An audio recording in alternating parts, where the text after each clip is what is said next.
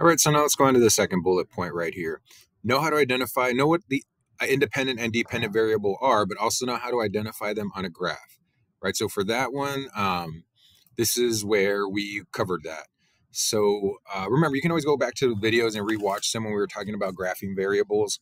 So the independent variable is a manipulated variable that's the scientist purposely changes, right? And the example they give you here is changing the amount of water a plant gets affects its growth, right? So this is an experiment. Let's just make something up real quick, that they have a plant and they want to see how this plant survives the best, right? Usually you would think that the more water a plant gets, the better, but think about plants that grow in the desert, right? Sometimes too much water for them may be bad, right? So in this case, again, you have a seed and you give one of them 5 milliliters of water every 2 days. You give the other one 10 milliliters of water every 2 days. You give the other one 15 milliliters of water every 2 days, right? So changing the amount of water from 5 to 10 to 15 milliliters, that is the independent variable in this example.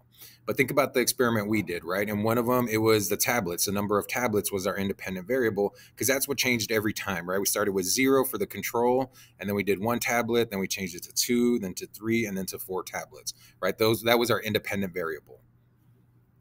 The dependent variable is a responding variable that changes in response to the changes. And I know that's very confusing, right? But basically, it is a thing that is affected by the independent variable, right? And the independent variable causes it to do something different. So think about like this example here. Changing the amount of water affects its growth, right? In this case, the dependent variable is the growth of the plant, right? So we'd have to measure that. Did it grow like 1 centimeter? Did it grow 2 centimeters? Did it grow 3 centimeters? That is a dependent variable that you measure, right? But that's affected by how much water you give it. Depending on the plant, let's say it's like an average plant, and the more water you give it, like the better it grows, right? So in that case, the independent variable caused the dependent variable to grow, right? The more water you gave it, the more it grew. Kind of like with us with our tablet experiment, the more tablets we put in there, the lower the temperature dropped, right? And for us in that experiment, the dependent variable was the temperature, right? So the more of the independent variable we put in there, the more tablets, the lower the dependent variable got, right? The lower the temperature got. And so really quick, let me just go to this part right here. And remember when we're graphing them, bar graphs, we don't really use too much, right? I just kind of wanted to introduce you to bar graphs. What we do use in this class, and I know some of you have been using bar graphs even, now, but make sure that you're using these line graphs, right? So the line graph is used to show the change of one piece of information as it relates to another change. Right, so that is just showing you that like here in 7th grade, students usually get a 72. But then if you go over here to the 8th grade, they usually get a 75. And then at 9th grade, it's an 81. Then it drops down at 10th. It picks back up to 83 at 11. And then at 12th grade, it's a 91.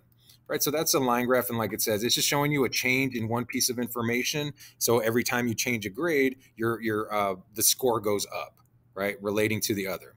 But you got to remember this, y'all. The independent variable will always be on the horizontal x-axis. So in this case, the independent variable right here are the types of fruit, right? On the x-axis is a horizontal.